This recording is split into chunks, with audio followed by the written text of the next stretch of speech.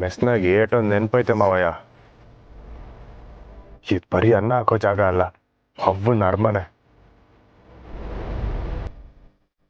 ಜಾಗಕ್ಕೆ ನೋಟಿಸ್ ಅನ್ಸಿ ಈಗ ಹಾಕ್ಬಿಟ್ಟವ್ರಲ್ಲ.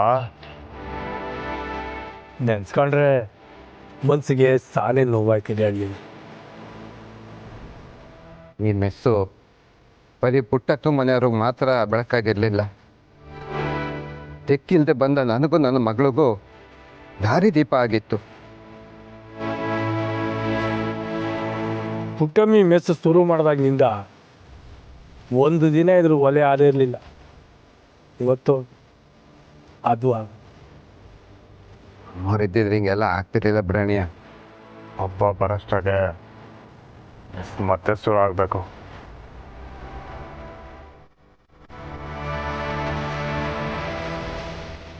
ಅಳಿಯಂದ್ರೆ ಅದು ನೋಟಿಸ್ ಕಿತ್ತಾಕ್ಬಿಡಮ್ಮ.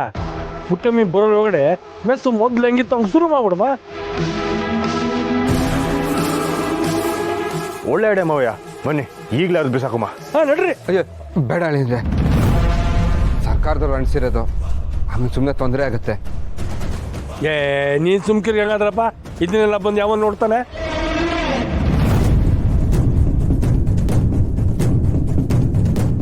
ಕರೆಕ್ಟ್ ಮಾವಯ್ಯ, ಇವತ್ತಿರೋ ಸರ್ಕಾರ ನಾಳೆ ಇರಕ್ಕಿಲ್ಲ ಅಂತದ್ರಲ್ಲಿ ಇದನ್ನೆಲ್ಲ ಯಾವನ್ ಕಾಯ್ತಾನೆ.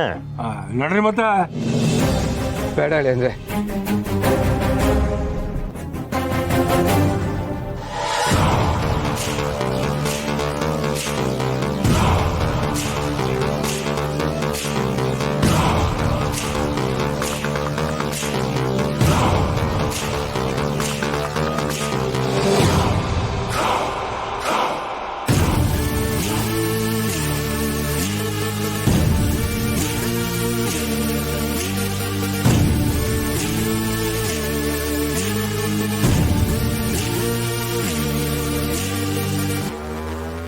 ಅಳಿಯಂದ್ರೆ ತಾಂಡವ ಈ ಕಡೆ ಬರ್ತಾವನೆ.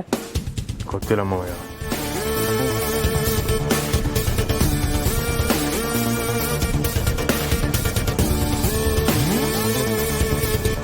ಅಳಿಯಂದ್ರೆ ಹೆಂಗಸರು ಮಾತು ಕೇಳ್ತಾ ಕುಂತ್ಕೊಂಡ್ರೆ ನಮ್ಮ ಕೆಲಸ ಆಗಕ್ಕಿಲ್ಲ.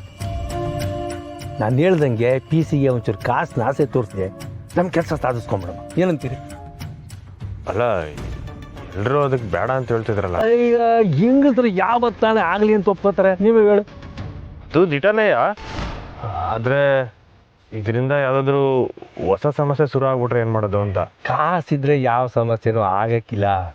ಅಲ್ಲ ಮಾವಯ್ಯ, ಅಮ್ಮನೂ ಬೇಡ ಅಂತವ್ರೆ, ಸ್ನೇಹನೂ ಬೇಡ ಅಂತವ್ರೆ. ಅವ್ರ ಮಾತು ಮೀರಿ ಈಗೇನು ನಿಮಗೆ ಪುಟ್ಟಮ್ಮಿ ಬಗ್ಗೆ ಕಾಳಜಿ ಆಯ್ತಾ ಇಲ್ವ? ಇದೇನು ಮಾವ ಹೆಂಗ್ ಕೇಳ್ತಿದ್ಯಾ? ಹಬ್ಬ ನನಗೆ ಬಿರೋಣ ತಾನೆ.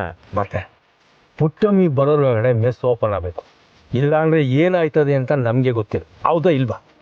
ನನ್ಗೆ ಹೇಳೋದು ಏನು ಅಂದರೆ, ಹೆಂಗಾರ ಮಾಡಿ ಅಮ್ಮವ್ರನ್ನ ಸ್ನೇಹನ ಕಳಿಸ್ಬಿಡಿ, ನಾನು ಸಾಂಗ್ ಕಳಿಸ್ಬಿಡಿ. ಹೆಂಗ್ ಕಳ್ಸಕ್ಕಾಗಿದ್ದು ಮಾವಯ್ಯ? ಬಾಬು ಈಸಿಯಾಗಿ ಗೊತ್ತಾಯ್ತು. ಪುಟ್ಟಕ್ಕ ಬರೋ ಹೊತ್ತಿಗೆ ಮೆಸ್ ಓಪನ್ ಆಗಿಲ್ಲ ಅಂದ್ರೆ ಏನು ಗೊತ್ತಾ? ಅದಕ್ಕೊಂದು ಪ್ಲಾನ್ ಮಾಡಿದ್ನಿಕಲ್ಲ. ಈಗ ಹೆಂಗೋ ಅಲ್ಲಿ PC ಅವನಲ್ಲ,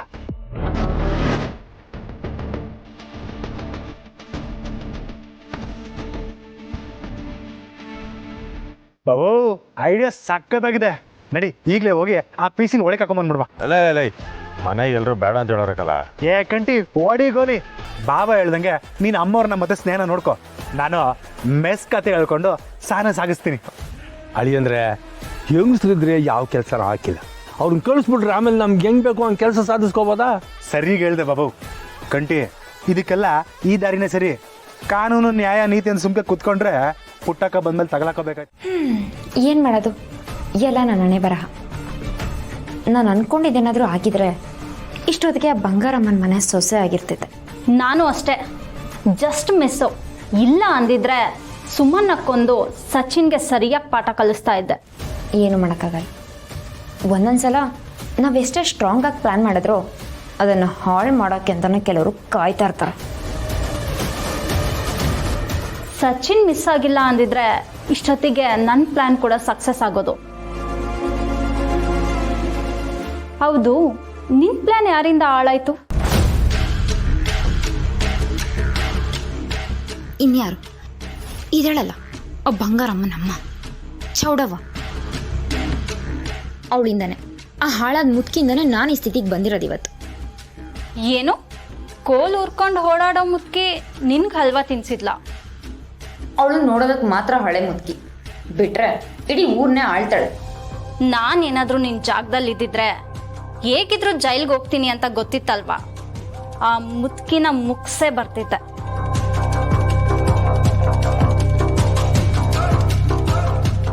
ನಮ್ಮಿಂದ ಸಾಮ್ರಾಜ್ಯ ಗೆಲ್ಲಕ್ಕಾಗದೇ ಇದ್ರು ನಮ್ಮ ದಾರಿಗೆ ಅಡ್ಡ ಬಂದವ್ರನ್ನ ಉಳಿಸ್ಬಾರ್ದು ರಾಧಾ.